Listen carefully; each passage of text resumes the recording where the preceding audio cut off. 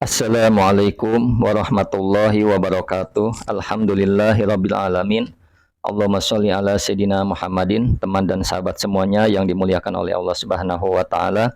Kita melanjutkan kajian kita di dalam kitab Fathul Qorib, masih membahas tentang qut'ut thoriq ala arba'ati aqsamin. Macam-macam begal itu ada 4 macam. Macam begal yang pertama dan yang kedua telah kita bahas. Sekarang masuk ke dalam macam begal yang ketiga. Qala al-musannifu rahimallahu ta'ala nafa'anallahu bihi wa bi'ulumihi fi darini amin. Wasalisu, dan adapun yang ketiga, mazkurun, ialah disebutkan fi qaulihi, di dalam perkataan musannif, wa in akhadu, jika mengambil. Apa perkataan musannif? Yaitu Syekh Abu Suja, wa in akhadu, dan jika mengambil siapa qut'ut thoriq atau pembegal, al-mala, akan harta, walam yaqtulu, dan tidak membunuh siapa pembegal. Maksudnya mengambil harta dan tidak sampai membunuh. Mengambil harta nisab syarikah pada satu nisabnya atau nisabnya pencurian, artinya lebih dari 1/4 dinar. Fa'aksaro, atau lebih dari 1/4 dinar. Min hirji mislihi, dari tempat penjagaan semisalnya barang, semisalnya mal atau harta. Artinya ketika barang tersebut sudah disimpan baik-baik, sudah dijaga baik-baik, masih dibegal juga. Nah, inilah.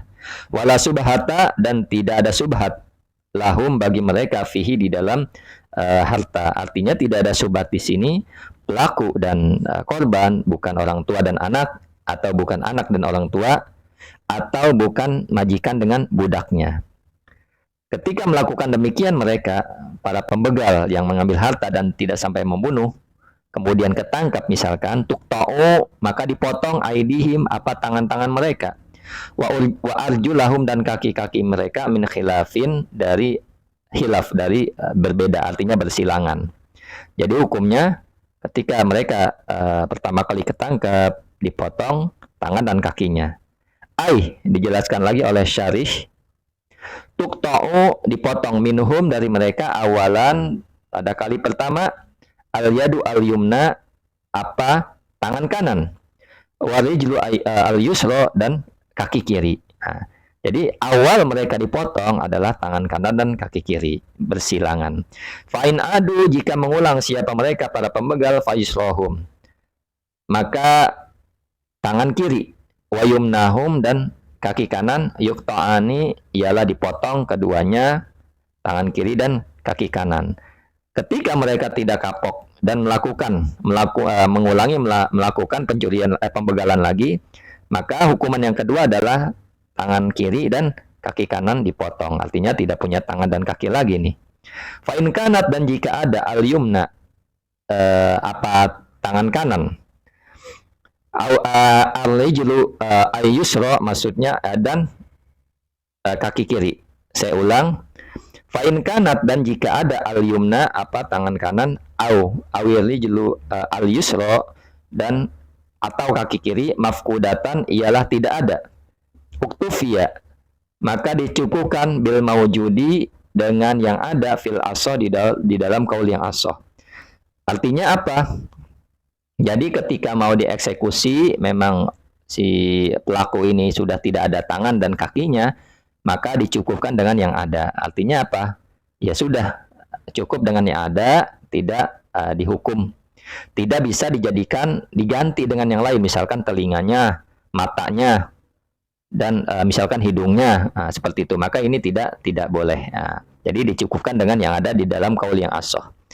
Kemudian warwabi, dan adapun yang keempat, mazkurun, ialah disebutkan fi qaulihi, di dalam perkataan musannif. Nah, sekarang yang keempat, macam begal yang terakhir.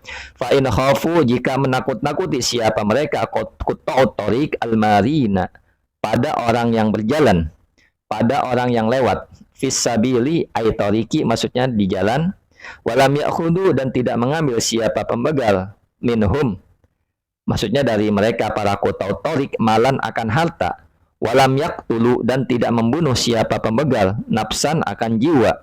Nah, hubisu, maka ditahan siapa mereka pembegal, fi ghairi maudu'ihim, di selain tempat mereka. Wa uziru, dan ditakjir siapa mereka para pembegal, Hai habasahum, maksudnya adalah menahan pada mereka al-imamu, siapa imam, wa azzarahum, dan mentajir siapa imam hum pada mereka. Nah, yang keempat adalah pembegal ini hanya menakut-nakuti saja, menakut-nakuti orang yang lewat. Nah, mengganggu orang yang lewat di jalan dan tidak mengambil harta dan tidak membunuh jiwa pembegal tersebut, maka hukumannya adalah dipenjara di selain tempatnya, di selain tempat begal ini. Artinya ketika dia melakukannya di Bogor, dia di penjaranya ya misalkan di Jawa, di Cirebon dan sebagainya. Dan ditakjir siapa mereka para pembegal. Maksudnya adalah abasaum al-imam, memenjarakan pada mereka siapa imam dan mentakjirnya. Jadi ditakjir, dipenjara, seperti itulah hukumnya. Kemudian waman, dan adapun orang taba yang bertaubat siapa siman minhum dari kalangan mereka, quta'it tariq, maksudnya adalah dari kalangan para pembegal, qoblal kudroh, sebelum kekuatan minal imami, dari imam, artinya sebelum ketangkep sama imam. Jadi ada pembegal, pembegal ini sebelum ketangkap dia bertaubat kepada Allah, alaihi, atasnya siman. Nah, atasnya siman ini maksudnya orang yang bertaubat, sakotot, maka gugur alai anhu, darinya siman, al hududu, apa hukuman, ay al ukubatu, maksudnya adalah hukuman-hukuman, al mukhtasatu, yang khusus, apa hukuman, biqati toriki, dengan para pembegal. Seperti itu. Jadi maksudnya gini, kalau ada orang dia kerjanya apa namanya pembegal dan dia bertaubat sebelum ketangkap, maka gugur had-had atau hukuman-hukumannya seperti itu. Hukuman yang menyangkut pembegal, hukuman yang menyangkut para pembegal seperti itu. Pembegal jalan. Apa sih hukumannya? Wahia, adapun hukubat tahat tumul qatlihi, ialah kepastiannya, tahat tumul qatlihi, kepastiannya membunuhnya si man, si pembegal tersebut. Wasol buhu, dan menyalipnya, wakot uyadihi, dan memotong tangannya, warijlihi, dan kakinya, seperti itu. Jadi hukuman yang gugur adalah ya membunuhnya, menyalipnya, memotong kaki dan tangannya, seperti itu. Kemudian jelaskan lagi oleh syarih pensyarah kitab, walayas kutu, dan tidak gugur, bakil hududi, apa sisa-sisa had, sisa-sisa hukuman, allati, yaitu hudud atau hukuman lillah, yang berkaitan dengan hak Allah, lillahi ta'ala, yang tetap bagi Allah. Kajina, seperti apa? Seperti hukum berzina, wasariqatin, dan pencurian, ba'da taubah, setelah taubat. Nah, pensyarah juga menjelaskan tidak gugur had-had yang lain yang menjadi hak Allah Ta'ala, seperti zina dan mencuri setelah bertaubat. Jadi zina dan mencuri walaupun orangnya sudah bertaubat, maka tidak gugur hadnya, hukumannya tetap berlaku, tetap misalkan dirajam dan pencuri dipotong tangan walaupun setelah bertaubat, seperti itu. Wa fuhima, dan dipahami min kaulihi, dari perkataan musannif. Nah, dipahami tentang maksudnya pemahaman wa ukhidha, dan diambil. Nah, ini dia. Yaitu diambil bidomi awalihi, dengan dibaca awalnya di domah ukhidha, bil hukuki, dengan apa hak-hak.